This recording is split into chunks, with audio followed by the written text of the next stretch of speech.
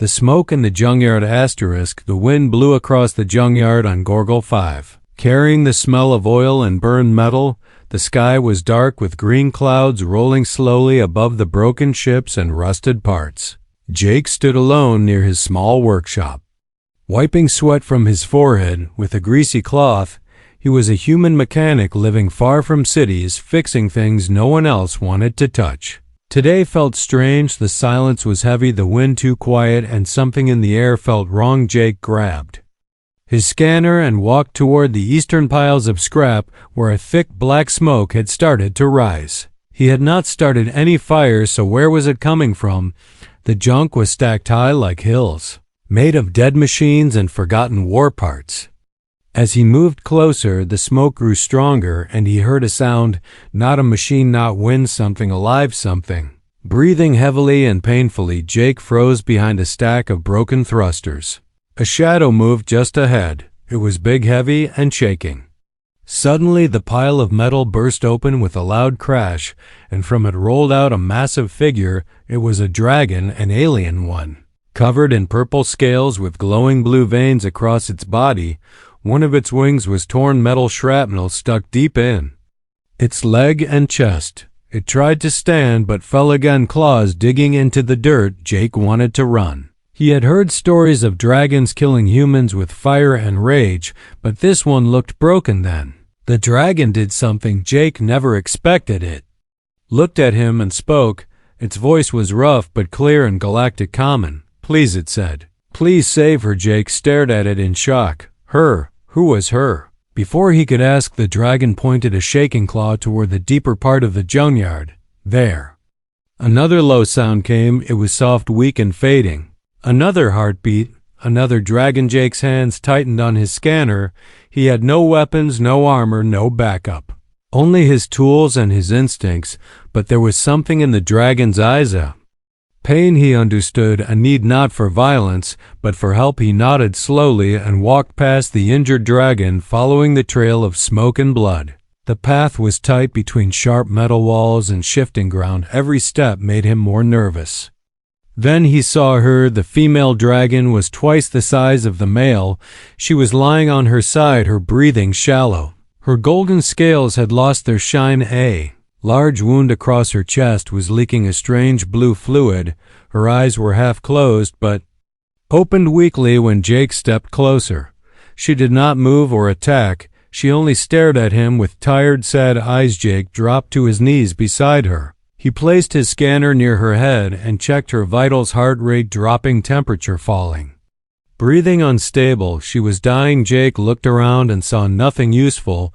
No med kits, no oxygen tanks, no energy cells.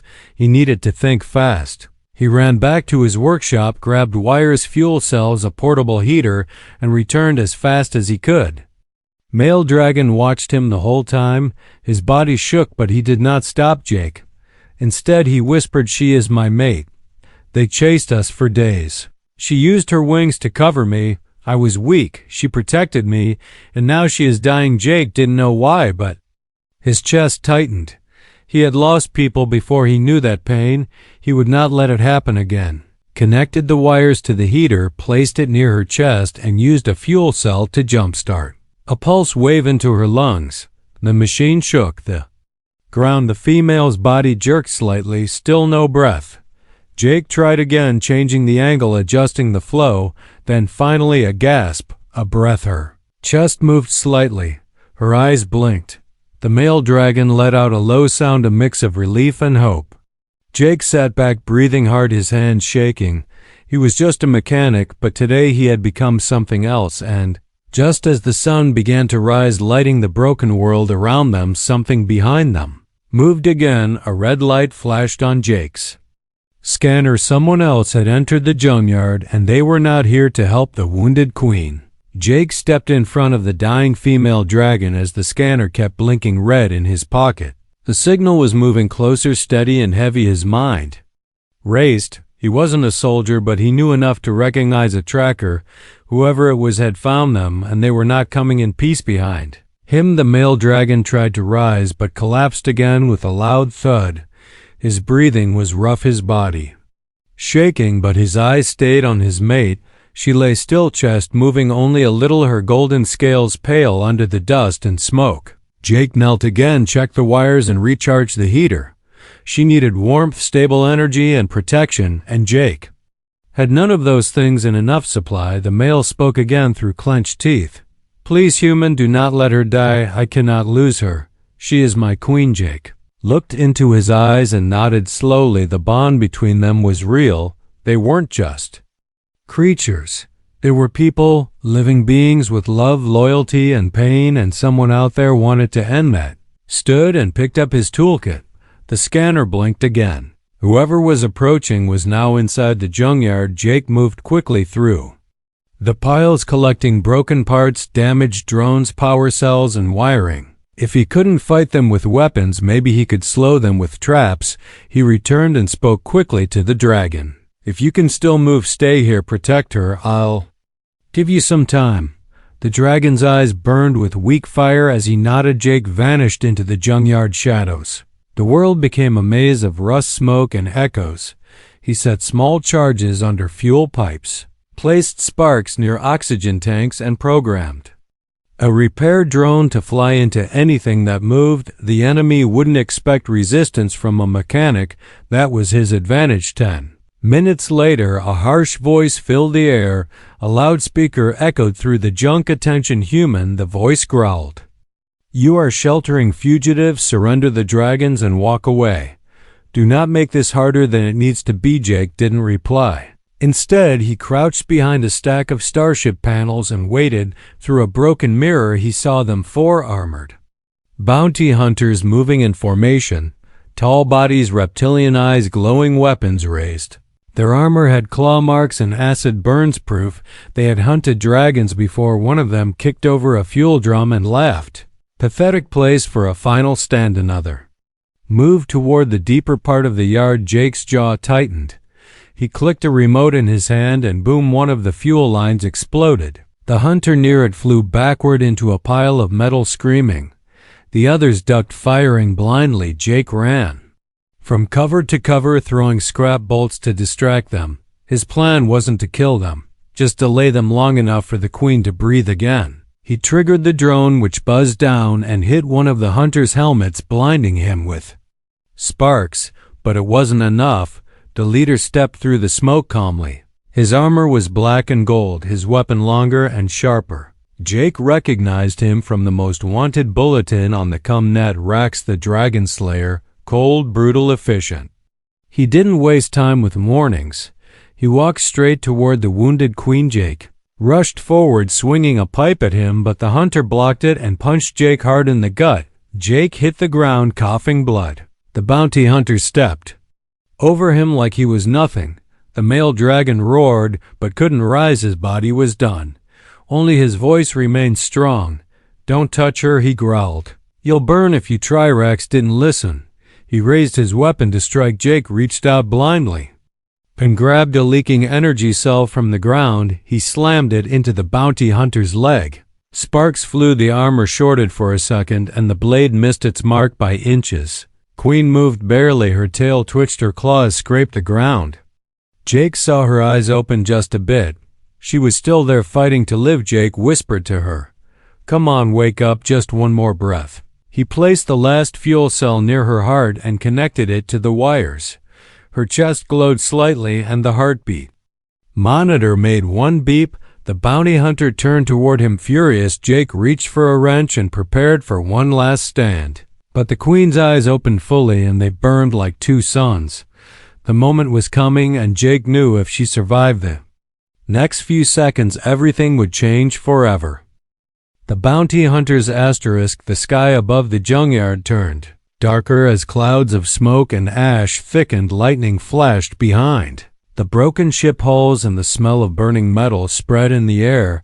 Jake stood between the Dragon Queen and death, with nothing in his hands but a wrench across from him. The infamous bounty hunter Rax raised his blade once more. The other hunters were closing in behind him, their steps heavy and sure like predators moving for the kill. The queen's body still glowed faintly from the energy pulse Jake had forced through her veins. Her heart was beating again, but weak. Too weak to stand. too weak to fight. The male dragon tried to lift himself but failed again, collapsing beside his mate, his tail dragging uselessly. In the dirt, Rex's voice was cold like rusted steel. "Step aside, human. You had your chance. Now she dies." Jake didn't move. His face was bleeding and his legs shook, but his eyes didn't blink. He looked at the glowing eyes of the hunter and said, quietly, "Not today." With a sudden move, Jake swung the charged wrench at a power box nearby. It burst open in a flash of sparks. Electricity danced across the wet ground, striking one of the bounty hunters behind Rex. The soldier screamed and fell, his armor crackling as systems failed. Jake ducked low and ran. Rex roared and followed. The other two hunters split in different directions, trying to flank him. Jake led them deeper into the maze of the junkyard, where he had set more traps. He jumped over a broken drone and kicked a hidden button on the floor.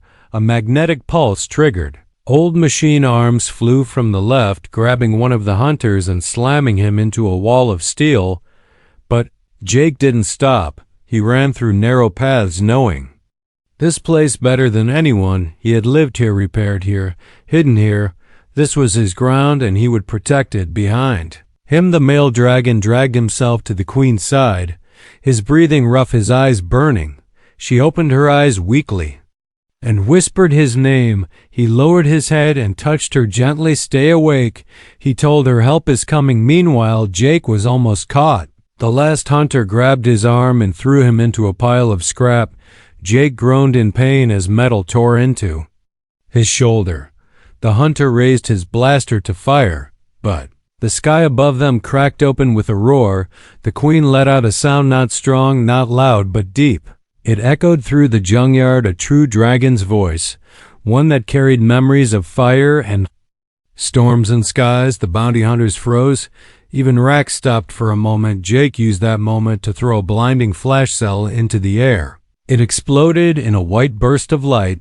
The hunters cursed and staggered. Jake crawled out of the pile, holding his injured side. He saw the queen now trying to rise. Her wings twitched, her eyes glowing brighter. The male dragon stood with her, holding her steady with his remaining strength. "We fight together now," the male said, and she nodded once, though her legs shook. Though her breath was ragged, she stood. The dragons turned toward the hunters. Jake limped back to join them. The queen looked at him. Her voice was soft but strong. "You gave us time, human. Now we give them fear." The hunters regrouped. Rex stepped forward. "I've killed bigger dragons than you," he growled, "and I'll kill you both and the human who dares stand with youth." Queen didn't speak. She only opened her mouth and let out a long, slow breath of smoke. It was not fire yet, but the promise of it. Jake raised a broken plasma torch in his hand. He knew it was almost empty, but even a dying light could burn. He whispered, "Let's see how they like fixing broken things with pain." And then the final battle began in a place filled with rusted dreams and broken machines. Three stood against many: a wounded queen, a loyal mate, and one stubborn human who refused to walk away. Fire and steel. The air around the junkyard shimmered with tension. Metal creaked beneath the weight of what was coming. Jake's knuckles were white around the cracked plasma torch. His body was cut and bruised, but he stood firm beside the two dragons. They were no longer just aliens to him. They were warriors, and he had chosen their side. Across the field, the bounty hunters gathered under the shattered wing of an old warship. Their armor was scarred, but their steps were steady. Rex stood at the front, gripping his blade with both hands. He wasn't just a hunter now. He was a man with a wounded pride and a target to destroy. The queen moved first. Her claws dug into the dirt. Her wings opened wide, not strong enough to fly, but enough to send a warning. She took a step forward and fire flickered in her throat. Jake could feel the heat behind him as she growled. The male dragon stepped beside her. His body leaned, but his gaze didn't waver. The hunters charged together, weapons up. Jake pressed the trigger on the plasma torch and flung the last bit of charge into a puddle of fuel ahead. Flames exploded upward. One hunter ran straight into the fire, screaming as his armor caught. Another tried to flank, but the male dragon swept his tail into a wall of junk. The wall collapsed on the attacker, burying him under pipes and wires. Rax leaped over the fire, his boots crackling with built-in thrusters. He landed in front of the queen with a roar and swung his blade. The queen blocked with her wing, but the metal sliced through the edge. She cried out in pain, and Jake rushed forward, swinging a metal rod at Rax's back. The hunter turned just in time. He caught the rod with one hand and threw Jake backward. Jake crashed into a pile of scrap but didn't let go of the rod. He staggered up again, blood in his mouth, behind Rax. The queen took a deep breath. Her eyes locked on the hunter. Smoke poured from her jaws, then fire, pure and golden. It hit Rax full force, but his armor was strong. It melted slightly but held. He charged through the flames and struck the queen's leg. She fell with a heavy thud but didn't cry out this time. She was done showing weakness. Jake knew they couldn't win this by strength. Not against someone like Rax. They needed something else. Something bigger. He turned and looked up at the tall pile of ship parts hanging over the battleground. At the top sat the remains of a fusion cannon, once part of a battle cruiser. It was dead tech, but not useless. Jake ran. He climbed the pile, ignoring the pain in his body. Sparks flew around him as the fight below raged on. The male dragon was pushing his body past the limit to defend his queen. She fought from the ground, claws slashing, wings blocking, fire spitting in bursts. Jake reached the cannon. Its controls were fried, but the charge core was still there. If he could break it loose and push it just right, it would fall directly on Rax. Jake worked fast. He yanked out broken circuits, smashed rusted clamps with his rod. The core began to shake below. Rax raised his blade high, ready to finish the fanju du vifamps with his rod. The core began to shake below. Rax raised his blade high, and ready to finish the queen. Jake screamed, "Hey, metalhead, look up!" Rax turned. Just as Jake kicked the last piece loose, the cannon's core tumbled down with a deep rumble. It struck the junk pile, then crashed down directly on top of Rax. The explosion lit up the sky. Flames, rose metal, twisted. Silence followed. Jake slid down the pile, coughing, his body numb. The air was thick with smoke and heat. He stumbled to the dragon's side. The male dragon was collapsed, barely conscious but breathing. The queen turned to Jake. Her scales burned and cracked, but her eyes still bright. "You did it," she said softly. "You protected us." Jake dropped beside her. "I just fixed a problem the only way I know how." In the distance, the last surviving hunter fled. No one chased him. The message was clear. These dragons were not prey, and the human was not weak. As the fires cooled and silence returned, Jake looked around the junkyard. It was broken more than ever, but it had become a place of something new, not just death and forgotten machines. It had become a battlefield, and a bond was born there, forged in fire and steel. The final heartbeat. Smoke drifted lazily through the shattered metal remains as silence returned to the junkyard. Only the soft hum of dying flames and the crackling of broken circuits filled the air. Jake stood still beside the wounded queen. His shirt was torn, his hands burned, and his legs barely held him up, but his eyes stayed locked on the queen's face. Her body had taken too much. Even with her heart beating again, even after surviving Rax's attack, she was fading slowly. Her breathing grew shallow. Her golden eyes fluttered open and closed like a candle in the wind. Male dragon pulled himself beside her. Every movement cost him, but he forced himself to stay close. He rested his head against hers gently. He whispered something in their language. Jake didn't understand the words, but he felt the weight in them. He checked the scanner again. The energy cell feeding her chest rig was almost empty. No replacement left. No more fuel. Only one option: risk everything on one last desperate move. Jake dug into his kit. He pulled out an old neural stimulator. It was meant for small bots and drones, not a queen-sized dragon, but Jake didn't care. He ripped the wires from the rig and rewired them directly to the stimulator, the chimdialator. Lights blinked red, then yellow. Not enough power. Jake turned to the male dragon. "I need your help. Your fire. A spark from your heart Can you give that? The dragon nodded slowly. With great effort he pressed his claw to the exposed wire, a faint glow built in his palm. Then with a roar that shook the ground, he sent a pulse of fire through the wire into the stimulator. Light turned green. Jake slammed the stimulator to the queen's chest. A small jolt, then another, then silence. Nothing moved. The scanner flatlined, no heartbeat, no breath. The male dragon stared at her unmoving. Jake's eyes burned with tears, but he refused to look away. Then one beep, then another. Then her chest moved barely, but it moved. Her eyes opened fully this time. Not weak, not confused, but clear. Jake let out a breath he hadn't realized he was holding. He fell back to the ground, staring at the sky. She was alive. The queen slowly turned her head. Her voice came soft and cracked. You fixed me, you brought me back. Jake gave a tired laugh. Just patched you up a little. The male dragon closed his eyes, not from death, but from relief. He had given everything he had left, and now he could finally rest beside her. But peace didn't last long. A low mechanical beep came from the wreckage. Jake sat up. His scanner buzzed again.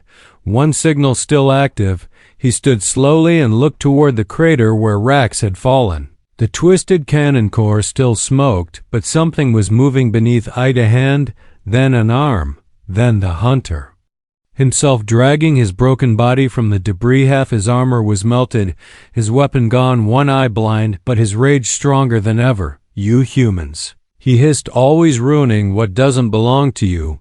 He raised a small explosive from his belt, enough to kill all of them if placed right. Jake reached for a sharp piece of metal nearby, but before he could move, the queen rose fully, tall and proud again. She stood between Jake and Rax, her wings stretched wide.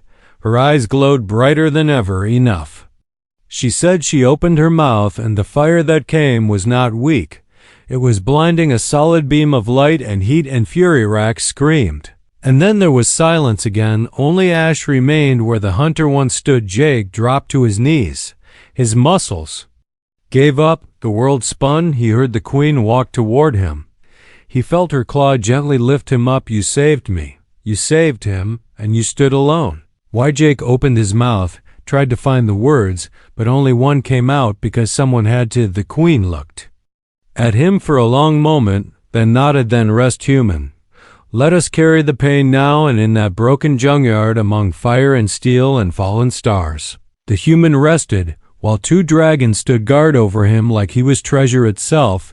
The last spark. The morning light on Gorgle 5 was dull and gray, filtered through layers of smog and smoke. But to Jake, lying against a scorched pile of metal, it felt like sunlight for the first time in years. His eyes fluttered open to the sound of breathing, deep, slow, and powerful. The queen and her mate were still alive. That was all that mattered. He sat up slowly, his ribs aching, his arms scratched and bruised. A part of him still didn't believe it. The bounty hunters were gone. Rax, the dragon slayer himself, reduced to ash. The queen, once broken and dying, now stood tall again, burned, yes, scarred, but glowing with strength. The male dragon was weak, barely able to lift his head, but he was alive, and Jake had given them that. The queen turned as Jake stood, her wings folding gently behind her. You rest well, human? Jake gave a tired grin. Like a rock in a scrapyard. He looked around. The place was unrecognizable. Outwraps blown, ships split, tools scattered everywhere. My home's a mess. The queen lowered her head respectfully. Then let us help rebuild it. Jake blinked. You want to stay? Only for a short time, she said. My mate needs healing. And you still carry wounds deeper than your skin. Jake looked down at his hands. They were trembling. The rush of battle had faded, and now only exhaustion and confusion remained. He had fixed hundreds of machines. He'd never saved a life like this before. Before he could answer, a low hum began vibrating in the air. He looked toward the sky. No, not again. 3 ships broke through the clouds, smooth and silver, hovering with slow menace. No banners, no warnings. But Jake knew their kind. Salvagers. They hunted the dead, the dying, and anything valuable. They scanned battlefields like vultures and took what they pleased. The Queen's eyes narrowed. "Pirates," she whispered. "We can't fight again. Not now." Jake's scanner buzzed multiple life signs aboard each ship. Heavy weapons, shields. Too much for one man, one queen, and one half-conscious dragon. But Jake didn't panic. He squinted up at the sky, calculating. Then he turned to the dragons. "I need one last favor." He led them quickly through the junkyard maze to a hidden section even the bounty hunters had never reached. Deep under metal and mud was an old command pod. Jake had been restoring it for years. It wasn't a weapon, but it had something better. An ancient beacon. "If it works," Jake said as he climbed into the cracked seat, "this will send out a signal or rescue call, encrypted. Only humans will understand." The Queen leaned in. "But who will hear it?" Jake looked up at her and smiled. "Anyone who still believes we're not alone out here." He connected the dragon's leftover energy cells to the beacon and began rerouting power. Sparks flew. The system flickered. Lights blinked red, then yellow, then green. It was working. He pressed the button. High above, one of the salvager ships turned suddenly. Its scanners picked up the signal. It paused mid-air, unsure. The other ships hesitated too. They had not expected survivors. And definitely not a human who was brave or stupid enough to call for backup. Jake returned to the dragons. "We don't have to win. We just have to stall." So they made their stand again. Jake armed himself with a modified torch, barely holding a charge. The Queen climbed to the top of a broken engine core, watching the skies. The male dragon lay beside her, trying to conserve what little strength he had left. The salvagers began to descend. Then the sound came, a distant thunder. Engines burning fast. Jake looked up and grinned. Human ships, 3 of them. Painted white and gold, fast and sleek, roaring through the clouds like arrows. The salvagers tried to flee, but it was too late. A short skirmish followed, clean, controlled, brutal. The human ships disabled one salvager with EMPs, the second with a missile to the thrusters. The third was boarded. When it was done, the sky was calm again. Jake stood watching the sun finally break through. A human officer stepped out of the rescue ship and stared at Jake. "What in the hell happened here?" Jake laughed. "I fixed something, that's all." The officer looked past him at the dragons. He froze. "Is that what I think it is?" Jake nodded. "She's a queen. And he's her mate. They were hunted. I helped." The officer raised an eyebrow. "And they're friendly?" The Queen stepped forward. She spoke slowly, clearly. "We owe this man our lives." Jake stepped between them. "They're not dangerous. Not to us." "Not anymore?" The officer studied him for a long moment, then gave a small nod. "Then maybe. It's time we stopped believing dragons were just stories." Jake looked at the dragons and smiled. "Maybe it's time we start writing new ones." The Deal of Honor *. The sky over Gorgle 5 was blue for the first time in weeks. Smoke had cleared, flames had died, and the junkyard that once smelled like rust and death now held the quiet hum of rebuilding. Human engineers and medics moved through. The wreckage, guided by Jake's hand-drawn map, the rescue ships hadn't left. They stayed to help. Because this time the story wasn't about destruction.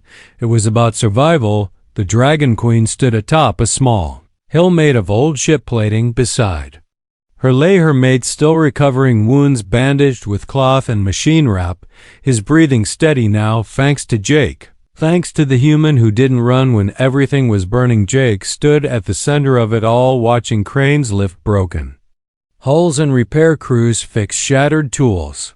His old shack had been crushed during the fight, but no one was sad. He was building a new one, stronger, and maybe this time not alone. The Queen approached him silently. Jake looked up and smiled. "You feeling better?" Much. She paused. "You could have walked away. Many would have." Most did. Jake looked at the welding torch in his hand. I used to think I was just a fixer. Just some guy who patched old machines. But you weren't machines and you weren't junk. You were worth it. The Queen nodded slowly. She reached behind her and pulled out a glowing silver orb no larger than a human fist. It pulsed with light like a heartbeat. She held it out to him. Jake stared at it. What is it? A binding flame only given. Once when a dragon owes a debt deeper than life, you saved a queen. You saved her mate. You fought when even our own kind gave up. So now we give you this. Jake hesitated. What does it mean? It means wherever you are in the galaxy, if you call, we will. Come. If you fall, we will rise beside you. You are no longer alone. Jake swallowed. His hand hovered above the orb. You sure about this? I'm just a mechanic. You are a human, and you reminded us what honor feels like. He took the orb. The moment his fingers touched it, the light grew brighter. A soft warmth filled his chest. The bond was made not with words, but with fire and truth. Other humans nearby stepped back unsure. They had heard the old stories of dragons that ruled with flame, of humans who fought them with steel. But here in a pile of rust and wire, a new story had begun. The male dragon opened one eye from where he lay. His voice was tired but full of pride. He is one of us now, marked not by blood, but by courage. Jake looked down at the orb in his hand. It pulsed with every beat of his heart, like it knew him, trusted him. Officer who had led the rescue stepped closer. You sure this is safe? Jake nodded. It's not just safe. It's right. The officer sighed and rubbed the back of his neck. Well, we were supposed to scan this junkyard and leave. Now we're writing history instead. Jake chuckled. Funny how that happens. Later that evening, as the sun set, a small group gathered at the highest hill of the junkyard, humans on one side, dragons on the other, watching the sky turn orange and red. Queen stepped forward and raised her head to the stars. Tonight we end the story of hunters and prey, and begin the tale of protectors and friends. Jake stood beside her, covered in soot dirt under his nails, but his shoulders tall and a strange peace in his eyes. The human crew clapped, some smiled. Others shook their heads, still not fully understanding what had just happened, but none of them would forget before the dragons left. The Queen turned to Jake one last time. You could come with us. There is space in our world for you now. Jake looked at the rebuilt workshop, at the humans working, at the place he called home. Not yet, he said. There's still things here I need to fix. The Queen didn't argue. She just nodded. Then we leave our bond with you, and when the time is right, we will return with a final roar that echoed over the metal valleys. The dragons spread their wings and with one great push lifted into the sky. Jake watched them go, the glowing orb still warm in his hand. For the first time in his life, he didn't feel small. He didn't feel forgotten. He felt chosen, and in the ruins of forgotten machines, among sparks and steel, a new legend was born. The human who saved a dragon queen and gave fire a reason to trust again.